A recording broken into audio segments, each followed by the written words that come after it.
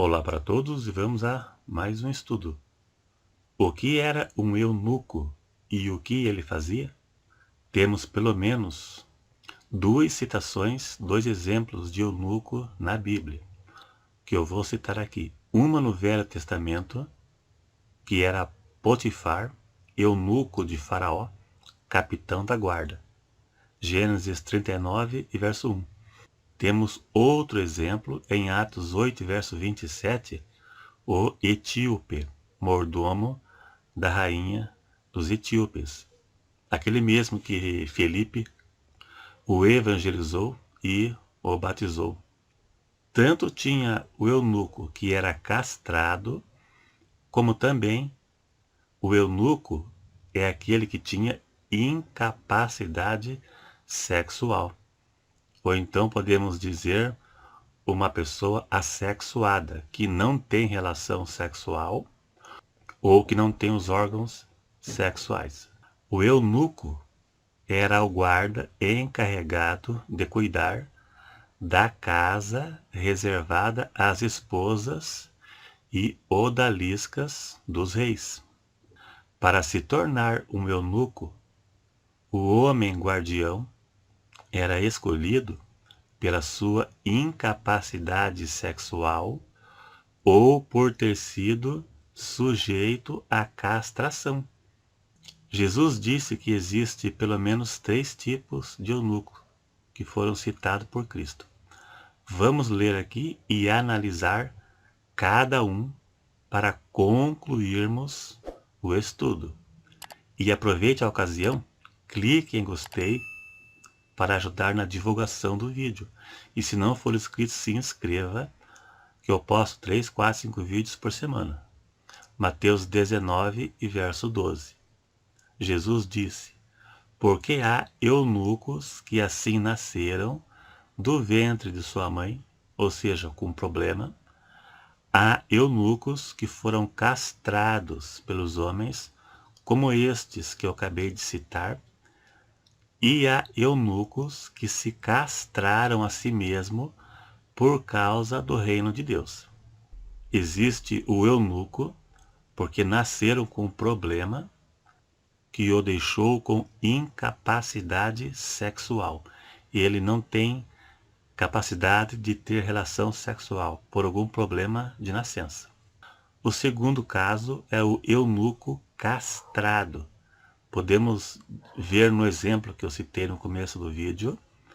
E o outro é o eunuco que se castrava a si mesmo pelo reino de Deus.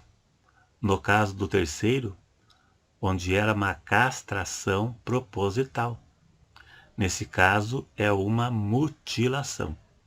Não era a mesma coisa da circuncisão, onde é cortado a pele do prepúcio do pênis, algo que não fará ou fará pouca diferença na remoção do excesso da pele, né, do prepúcio, que não é mutilação, né? E já a castração é mutilação. Então, castração é uma coisa, circuncisão é outra. A circuncisão fazia parte do pacto que Deus fez com Abraão. O judeu, todo judeu menino, ele era circuncidado ao 8º dia, né? E circuncisão não é mutilação. E já no caso do eunuco aqui, que era uma castração, é uma mutilação no caso do ser humano. A castração de animais, eu estava vendo hoje na internet, a castração de animais veterinários não consideram mutilação. Mas já no caso de humanos, é sim uma mutilação, pois impossibilita a pessoa a reprodução, né? Então é uma mutilação.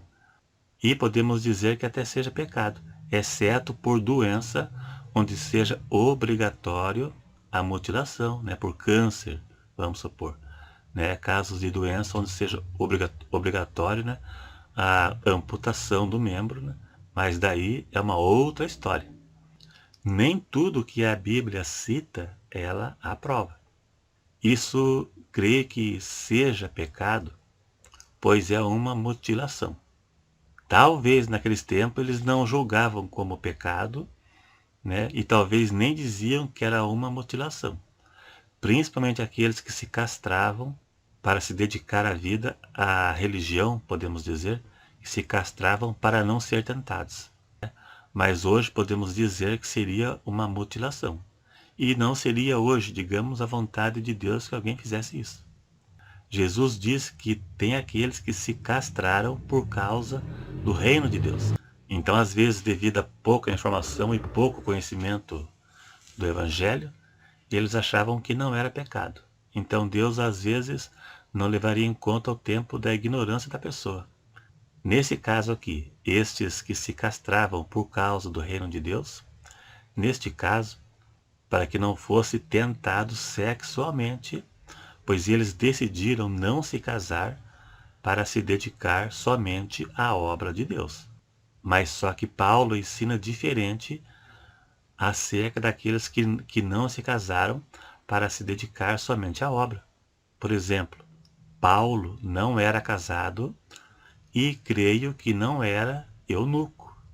Acerca de se casar ou não se casar, Paulo disse que ficar solteiro é para quem tem este dom. Vamos ler e explicar ao mesmo tempo. Acompanhe na tela 1 Coríntios 7, verso 7. Veja que Paulo diz: porque queria que todos os homens fossem como eu. Né? No caso, não se casar para se dedicar à obra. Mas cada um tem de Deus o seu próprio dom. No caso de Paulo, ele tinha este dom. E outro pode não ter. Né? Veja que Paulo diz: um deu uma maneira e outro deu outra. Agora Paulo disse: porém, aos solteiros e às viúvas, que lhes é bom que ficarem como eu. Agora sim, preste atenção e veja aí. Se não pode conter-se, casem-se, porque é melhor casar do que abrasar-se. Ou seja, melhor casar do que ficar queimando de desejo, ficar sofrendo de desejo. O que foi que Paulo disse? Ao solteiro, ele disse que não se pudesse se conter, era melhor casar. Ou até mesmo aquele que decidiu não se casar para fazer a obra, trabalhar somente na obra, mas chegasse a um ponto que não pudesse se conter, era melhor casar do que andar queimando de desejo e por fim cometer pecado. Então era melhor se casar. E ele não disse que era melhor se castrar. Paulo diz para o solteiro que não consegue se conter, era melhor casar e não se castrar. Né? Paulo não aconselhou ninguém a se castrar. Você não vai achar ninguém na Bíblia aqui mandando uma pessoa se castrar para não cair em pecado sexual. O solteiro deve aprender a lidar com essa situação da tentação até se casar. Se a pessoa decidiu não se casar para trabalhar somente na obra, ele tem que ter este dom e saber lidar com a situação das tentações. Se não der para ele, case.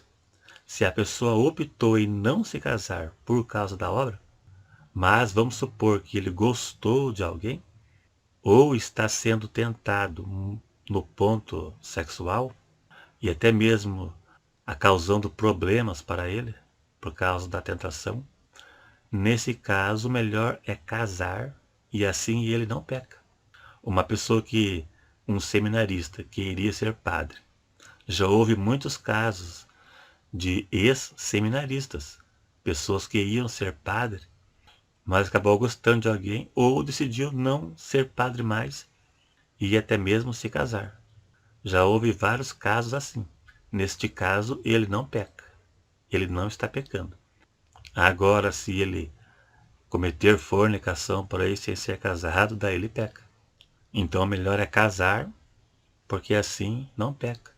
E como Paulo disse, melhor casar do que andar queimando de desejo e se expor ao risco de pecar. E fica claro também que Paulo disse, casamento não é ordenança e nem mandamento.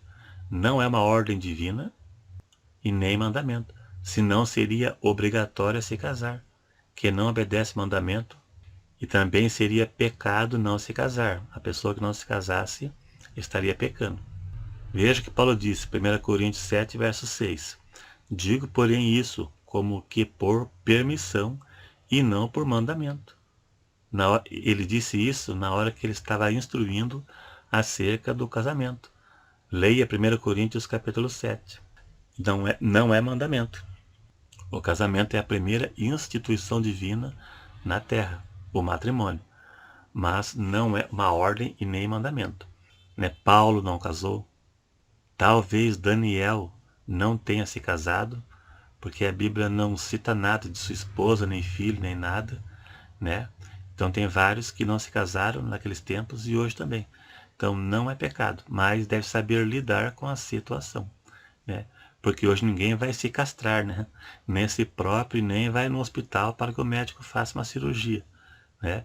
Se fizessem isso hoje, seria pecado, né? Porque nós hoje, a revelação que temos de Deus é maior do que muitos tiveram no passado, né? Então sabemos que hoje, se um homem fizer isso hoje, estará pecando. Porque não foi isso que Paulo ensinou. Ensinou a se conter, né? A lutar contra o pecado sexual e não fazer isso. É isso aí. Se gostou, dá um joinha. Se não é inscrito, se inscreva e até o próximo.